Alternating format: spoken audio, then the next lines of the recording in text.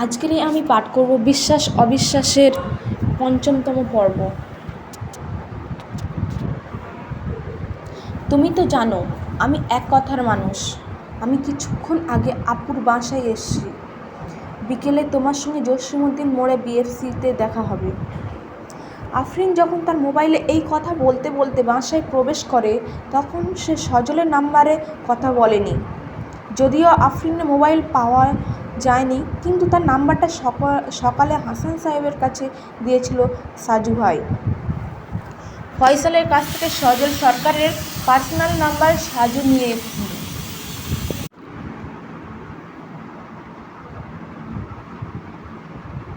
Video ফুটেজে সাজু আফরিনকে যেই সকল কথা বলতে দেখেছে, সেই সময়ে সজলের ওই পার্সোনাল নাম্বারে আফরিন কথা বলেনি। নতুন একটা নাম্বারে সে কথা বলেছে, যেই নাম্বারে লাস্ট 7 দিনে মাত্র 2বার কল করেছে আফরিন। আর সেই নাম্বার থেকে 7 দিনে কোনো কল আসেনি, শুধু 3 দিন আগে মাত্র একটা মেসেজ এসেছিল। প্রযুক্তির বদৌলতে সেই মেসেজ বের করে দিয়েছে হাসান আলী। মেসেজটা হচ্ছে, ফ্রি হয়ে কল দিস। আমার মনে হয় ওদের সঙ্গে তোর সামনাসামনি কথা বলে ঝামেলাটা মিটিয়ে নেওয়া উচিত। তাজুলের সঙ্গে কিছু না বলে সাজু বাইরে আসে। যেই ওসি সাহেব আফরিন হত্যার বিষয়ে তদন্ত করছেন, তিনি থানায় নেই। ঘণ্টাখানিক আগে বের হয়ে কোথায় গিয়েছে কেউ জানে না। সাজু ভাই নতুন যেই নাম্বারে কল দিলেন, কেউ রিসিভ করলো না। সাজু বিড়বিড় করে ভাবতে লাগলো, কিসের ঝামেলা ছিল আফরিনের? সেই ঝামেলা শেষ করার জন্যই কি আফরিন বিএফসিতে দেখা করতে চেয়েছিল? কিন্তু কার সঙ্গে? কে হতে পারে সেই ব্যক্তি? নারী না পুরুষ?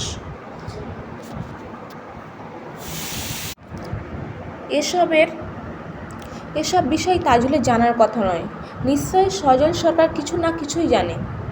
হাজব্যান্ড হিসাবে আফরিন তার সঙ্গে নিশ্চয় বলেছে, তাই সজলের সঙ্গে দেখা করাটা জরুরি হয়ে গেল। কিন্তু সজল তো কথা বলতে রাজি হচ্ছে না। নিজ থেকে যে মানুষ লুকিয়ে বেড়ায়, তাকে খুঁজে বের করা কষ্টকর। ওসি সাহেব থানায় এসছে, তার পিছনে পিছনে সিদ্দিক সরকার। সাজুকে দেখে সরকার যেন খানিকটা বিব্রত হয়ে গেল, তবুও চেহারার রূপ বজায় রেখে দাঁড়িয়ে রইলেন। আরে সাজু সাহেব যে, কখন এসছেন? হাসি হাসি মুখে কথাটা জিজ্ঞেস করেন ওসি সাহেব। আধ ঘন্টার মতো হবে। তাজুল সাহেবের সঙ্গে কথা বললাম। তা হঠাৎ সরকার সাহেবকে নিয়ে এলেন যে? তিনি তাজুলের সঙ্গে দেখা করতে এসছে। ওহ আচ্ছা। খানিকটা চুপ করে থেকে সাজু বলল, তাকেও কি টাকার লোভে দেখাতে এসছেন নাকি সরকার সাহেব? না মানে? থতমত খেয়ে উত্তর দিল সিদ্দিক সরকার। আপনার বাসার দরওয়ান রফিক আপনাকে তাজুলের ফ্ল্যাটের সামনে দেখল। আপনি সে কথা গোপন করার জন্য তাকে নিষেধ করেছেন কেন? তাকে টাকার লোভ দিয়েছেন কেন? আপনি কিছু লুকাতে চাইছেন? ভালো মানুষ সেজে সবার অগোচরে কঠিন কোনো খেলা শুরু করেছেন? আপনাকে এসব কে বলেছে? আমি থানা থেকে সরাসরি আপনার কাছেই কথা বলতে যেতাম, কিন্তু ওসি সাহেবের সামনেই যখন দেখা হয়ে গেল, সেহেতু এখানেই বলি সব কিছু। কী কথা সাজু সাহেব? চিন্তিত হয়ে ওসির প্রশ্ন। সাজু নিজের মোবাইল বের করে কিছুক্ষণ আগে রফিকের সঙ্গে বলা কথোপকথন রেকর্ড চালু করে দিলেন। রেকর্ড চলছিল আর সিদ্দিক সরকার দরদর করে ঘামছিল। সবটুকু শুনে ওসি সাহেবও তাকিয়ে রইল সরকারের দিকে। সরকার সাহেব এতটা আশা করে নাই। এমনটা হবে জানলে তিনি কখনোই থানায় আসতেন না। রফিক এভাবে সব কিছু বলে দিবে তিনি বুঝতেই পারেননি।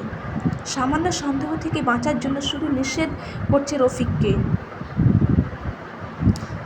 ওসি সাহেব বললেন, কাহিনী কি সিদ্দিক ভাই?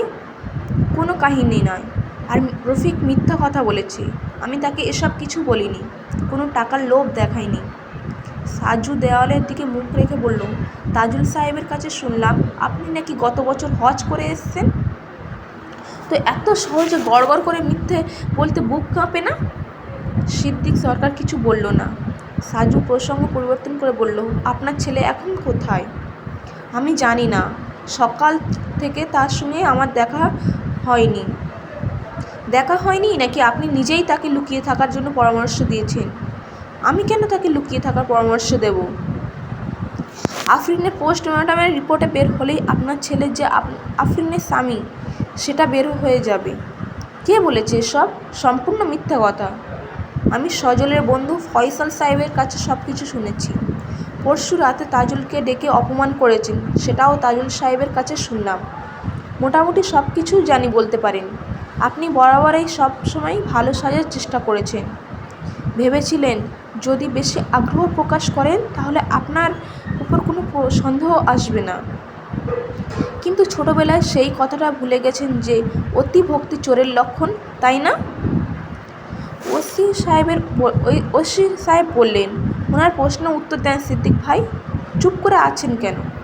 মাথা নিচু করে সিদ্দিক সরকার বলল, আমি জানি না আপনি কি জেনেছেন, তবে আমি ধরে নিচ্ছি আপনি যা যা জানতে পেরেছেন সব কিছু সঠিক। মেনে নিলাম আপনার কথা, কিন্তু বিশ্বাস করুন আমি ওই মেয়েকে খুন করিনি। তাহলে রফিককে কেন নিষেধ করেছেন? ওই কথা জানলে তো কেউ সন্দেহ করবে। তাছাড়া আমার ছেলে এরকম একটা কাজ যেহেতু করেছে তাই সব সন্দেহ আমার উপরে আসবে। তাই ওকে শুধু ডেকে নিয়ে বলেছিলাম তখনকার কথা কাউকে বলিস না, অন্তত একটা সন্দেহ হতে মুক্তি থাকতাম। কিন্তু আমার কি দুর্ভাগ্য, সেটাই বড় বিপদ হয়ে গেল। আপনি আপনার ছেলের বউকে কেন মেনে নিলেন না? যখন জানতে পেরেছেন আফরিন মা হতে চলেছে তখন অন্তত আপনার সিদ্ধান্ত বদলে ফেলা দরকার ছিল। আমি মানছি আমার ভুল হয়ে গেছে, কিন্তু তাই বলে আমাকে খুনি বলবেন না। বিশ্বাস করেন আমি সত্যিই কিছু করিনি। সাজু বলল, বিশ্বাস অবিশ্বাসের এই দুনিয়ায় আমরা সবসময় বিশ্বাসের কাছে হেরে যাই। এক ব্যক্তি বলেছিলেন পৃথিবীতে মানুষ ধর্মগ্রন্থ আর আদালতে নাকি সবচেয়ে বেশি মিথ্যা কথা বলে। আর আজকাল মানুষ সবচেয়ে বেশি মিথ্যা কথা বলে অপ্রয়োজনে। ওসি সাহেব বললেন, আপনি ওই বাসায় গিয়ে মেয়েটাকে খুন করেছেন তাই না? না, বললাম তো আমি জানি না। তাছাড়া ওই মেয়ে যে গতকাল সকালে আমার বাড়িতে এসে সেটাও জানতাম না। আমি তো আগের দিন রাতে তাজুলকে বলেছিলাম ওই মেয়ে যেন এই বাড়িতে আর না আসে। সাজু ভাই বললেন, ওসি সাহেব আপনি কি একটা বিষয় লক্ষ্য করেছেন? আফরিনকে খুন করা খুনির হাতে বেশি সময় ছিল না। এটা কেন বলছেন? যদি সময় থাকতো তাহলে আফরিনের লাশটা সিলিং ফ্যানের সঙ্গে ঝুলাইতে চাইতো, তাহলে মামলা পুরোপুরি উল্টে যেত। হ্যাঁ, আপনার যুক্তি ঠিকই আছে। তখন আমরা এটা আত্মহত্যা ভাবতাম। সাজু ভাই সিদ্দিক সরকারের দিকে তাকিয়ে বললেন, আমি আপনার ছেলের সঙ্গে কথা বলতে চাই। তাকে কল দিয়ে আমার সামনে বসে কথা বলান। জিজ্ঞেস করেন সে কোথায়। সিদ্দিক সরকার সঙ্গে সঙ্গে মোবাইল বের করে ছেলের কাছে কল দিল। সাজু মোবাইল হাতে নিয়ে লাউড স্পিকারে অন করে দিল। তারপর ইশারায় কথা বলার নির্দেশ দিলেন। সজল বলল, হ্যাঁ বাবা বলো। বাবা কোথায় তুই? মানিকগঞ্জে আছি। কেন, কি হয়েছে? সাজু সাহেব তোর সাথে দেখা করতে চাই, তোর সঙ্গে নাকি জরুরি কথা আছে। তার সঙ্গে আমার কোনো কথা নেই। আর তুমি তাদের কাছে আফরিন আর আমার বিষয়ে কিছু বলতে যেও না। পোস্টমর্টমের রিপোর্ট পাওয়ার আগ পর্যন্ত তারা যেন কিছু জানতে না পারে। তিনি সব কিছু জেনে গেছেন। কিভাবে সম্ভব? ফয়সাল সব কিছু বলে দিয়েছে। তুই নিজেকে বাঁচাতে হলে তার সঙ্গে দেখা করে যা জিজ্ঞেস করে তার ঠিক উত্তর দে। তাহলে তারা বৌমার আসল খুনিকে খুঁজে বের করতে পারবে। তোকেও লুকিয়ে থাকতে হবে না। এখন বৌমা হয়ে গেল? এতদিন কত অনুরোধ করলাম, তখন তো মানলে না। আর আজ যখন মেয়েটা মারা গেছে তখন বৌমা হয়ে গেল। আমি কারোর সঙ্গেই দেখা করতে পারবো না। সাজু ভাই পাশ থেকে বলল, আপনার সঙ্গে আমার দেখা করাটা জরুরি মিস্টার সজল। আফরিন বেশ কিছুদিন ধরে একটা ঝামেলার মধ্যে ছিল, সেই বিষয়ে কিছু জানেন নাকি? সজল খানিকটা থতমত খেয়ে গেল। তারপর তার বাবাকে উদ্দেশ্য করে বলল, তোমার পাশে সাজু বসে আছে বাবা? হ্যাঁ, আমি থানায়। তাকে বলে দাও যে আমি কোনো ঝামেলার কথা জানি না। আফরিন কখনো সেরকম কিছু আমার কাছে কখনো বলে নাই। সাজু বলল, আপনি কি আমার সঙ্গে দেখা করার জন্য আগ্রহী নয়? কোনো কারণে ধরা পড়ার ভয় লাগে, তাই না সজল? আপাতত আপনার সঙ্গে দেখা করার প্রয়োজন মনে করছি না। যেহেতু আপনি সবটাই ফয়সাল ভাইয়ের কাছ থেকে জানতে পেরেছেন, সেহেতু নতুন করে বলার মতো কিছু নাই আমার। যেটা বলার আছে সেটা হচ্ছে যে আফরিন হত্যার কথা আমি কিছুই জানি না। আপনার বাবা কিন্তু এখন থানায়। আপনি যদি আমাদের সাহায্য না করেন আমরা তাকে থানায় রাখতে বাধ্য হব। সজল, যা ইচ্ছে করেন, আমার বাবার জন্যই আজকে এরকম হয়েছে। তিনি যদি মেনে নিতেন তাহলে ঘটনা ভিন্ন হতে পারত। সিদ্দিক সরকার চেঁচিয়ে উঠল, বললেন, তোর কি মাথা খারাপ হয়ে গেল নাকি? নিজের বাবার সম্পর্কে এসব কী কথা বলিস? আমি রাখলাম। সাজু বলল, আমি যদি বলি আপনার জন্যই সব কিছু হয়েছে সজল সাহেব, আপনার স্ত্রীকে আপনিই হত্যা করেছেন, কিন্তু লাশ সিলিং ফ্যানে ঝুলিয়ে রাখার সুযোগ পাননি, কারণ আফরিনের দুলাভাই তাজুল তখন কল দিচ্ছিল বারবার, আর আপনি আফরিনের মোবাইলের কল রিসিভ না করে একটা মেসেজ করেন। সেই মেসেজে তাজুলকে বাসায় আসতে বলেন। আপনার ধারণা ছিল তাজুল বাসায় এসে লাশ দেখবে, তারপর সব দোষ তার উপর পড়বে, ঠিক যেমনটা এখন সব দোষ তার উপর পড়েছে। আপনি রাস্তার পাগলের মতো কথা বলছেন মিস্টার সাজু। আপনি যদি আমাকে পাগল মনে করেন তাহলে তো ভুল করবেন, সম্ভবত সেটাই মনে করছেন, না হলে এভাবে কথা বলতে পারতেন না। কল কেটে গেল। সিদ্দিক সরকার অসহায় হয়ে তাকিয়ে রইল। সাজু ওসি সাহেবকে বলল, আফরিনের লাশের খবর কি? ওসি সাহেব বললেন, দুপুরের পরে আফরিনের মামা হাসপাতাল থেকে লাশ নিয়ে এসছে। মিতু ও তার বাবা মা এখান থেকে সরাসরি গ্রামের বাড়িতে চলে গেছে। লাশ গ্রামের বাড়িতে দাফন করা হবে। তাদের গ্রাম বাড়ি কোথায়? মানিকগঞ্জে। কোথায় বললেন? মানিকগঞ্জে। হ্যাঁ। এইমাত্র সজল বলল সে মানিকগঞ্জে আছে, তার মানে সজল আফরিনের লাশ দাফন করতে মানিকগঞ্জে গেছে, তাই তো? ওসি সাহেব সজলের বাবার দিকে তাকিয়ে বললেন, আফরিনের লাশটা ঝুলানো হলে মনে হয় খুনির জন্য ভালো হতো। আত্মহত্যা ভেবে পোস্টমর্টমের পরে প্রেগনেন্সি ধরা পড়তো। সবাই ভাবতো অপবাদ থেকে বাঁচার জন্যই আত্মহত্যা করেছে, কিন্তু এখন দেখুন কতজন ফেঁসে যাচ্ছে। এজন্যই বলে সত্য কখনো চাপা থাকে না।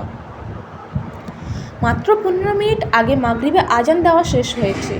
সরকার বাড়ির ভেতরে গেটের কাছে বসে বসে গল্প করছে রফিক ও সিদ্দিক সরকারের ড্রাইভার। সিদ্দিক সরকার একটা গাড়ি আছে, সেই গাড়ির ড্রাইভার। দুজনেই কেউ নামাজ পড়তে যায়নি। আফরিন হত্যার ঘটনা নিয়েই দুজনের সলা পরামর্শ চলছে। সরকার বাড়ির সামান্য দূরে মাস্ক পরে মাথায় হেলমেট দিয়ে দুটো লোক দাঁড়িয়ে আছে। তাদের একজনের হাতে 4 থেকে 5 ফিট লম্বা চিকন 10 mm রডের এক প্রান্তে ওয়ার্কশপ থেকে মেশিনের সাহায্যে সূচালো করে নিয়ে আসা হয়েছে। যে দুজন দাঁড়িয়ে আছে তাদের মধ্যে একজন বেশ মোটাসোটা, দ্বিতীয়জন সুস্বাস্থ্যের অধিকারী। তাদের সঙ্গে একটা বাইক আছে। একজন বলল, আমি ডাক দিয়ে গেটের কাছে নিয়ে আসব, কথা বলার মধ্যেই তুই কাজটা শেষ করবি। খবরদার মিস হয় না যেন। ঠিক আছে, মিস হবে না। শালার হয়তো গেট খুলতে চাইবে না, তাই রড পুড়ে গরম করে নিয়ে এসছি। 2 সেকেন্ডের মধ্যে এটা শরীরে এপাশ ওপাশ হয়ে যাবে। দুজন এগিয়ে গেল সরকার বাড়ির সামনে। দ্বিতীয় লোকটা বাইক থেকে নেমে গেল। তার হাতে সেই সূচালো রডের প্রান্ত খুবই গরম। যে প্রান্তে হাত দিয়ে ধরেছে সেখানেও মোটা কাপড় পেঁচিয়ে নিতে হয়েছে। অস্ত্র বা ছোট কিছু হলে কাজটা করা যেত না, কিন্তু রড দেখে রফিকের সন্দেহ হবে না, এটাই স্বাভাবিক। মোটা লোকটা বাইকে বসে রফিককে ডাক দিয়ে বলল, রফিক ভাই, এদিকে আসেন তো। রফিক গেট না খুলেই গেটের একদম কাছে দাঁড়িয়ে বলল, কারা আপনারা? রড হাতে দ্বিতীয় লোকটা বলল, তোর জম আমরা। নেমোখারামির বাচ্চা, তুই যার নুন খাইলি আজ তারই বিরুদ্ধে পুলিশের কাছে সাক্ষী দিলি? রফিক কিছু বলার আগে দ্বিতীয় লোকটা তার হাতের রডটা গেটের গ্রিলের ফাঁক দিয়ে রফিকের পেটের খানিকটা উপর দিয়ে ঢুকিয়ে দিল। গরম ও ওয়ার্কশপ থেকে এক প্রান্ত সূচালো করে আনার কারণে সেকেন্ডের মধ্যে কাজটা হয়ে গেল। শালা, এবার কবরে গিয়ে সাক্ষী দিস। ভাগ্য ভালো যে যা দেখেছে সব কিছু বলে নাই।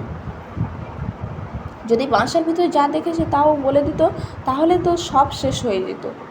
রফিকের মর্মান্তিক চিৎকার আশপাশে মানুষের কানে পৌঁছে গেল। 2 অজ্ঞাত হামলাকারী বাইক দিয়ে মুহূর্তের মধ্যে উধাও হয়ে গেল। মানিকগঞ্জের গ্রামের বাড়িতে আফরিনের লাশ নিয়ে আসতে প্রায় সন্ধে হয়ে গেল। মাগরিবের খানিকটা আগেই তার জানাজা অনুষ্ঠিত হয়। আফরিনের মেজ মামা নিজেই এক মসজিদের ইমাম। জানাজা তিনিই পড়বেন। শেষ মুহূর্তে লাশ সামনে রেখে যখন আফরিনের মামা বললেন, আমার বোনের মেয়ের প্রতি কারো কোনো দাবি থাকলে সেগুলো মাফ করে দিবেন। যদি কোনো দেনা পাওনা থাকে তাহলে আমাদের সঙ্গে তারা যোগাযোগ করবেন। সবাই আমার বোনের মেয়ের জন্য দোয়া করবেন। সেই মুহূর্তে 12 থেকে 13 বছরের একটা ছেলে মামার কাছে এসে ছোট্ট একটা কাগজ দিল। আফরিনের মামা সেই কাগজ খুলে দেখেন, সেখানে লেখা আছে, এই মেয়েটা একটা বিশ্বাসঘাতক, আল্লাহ যেন ওকে কোনো দিন ক্ষমা না করে। তার মৃত্যুর কারণ ছিল বিশ্বাসঘাতকতা করা। আজকের পর্বটি এই পর্যন্ত। কেমন হয়েছে অবশ্যই জানিও। আমার এই অডিও বুকটি শোনার জন্য থ্যাংক ইউ সো মাচ।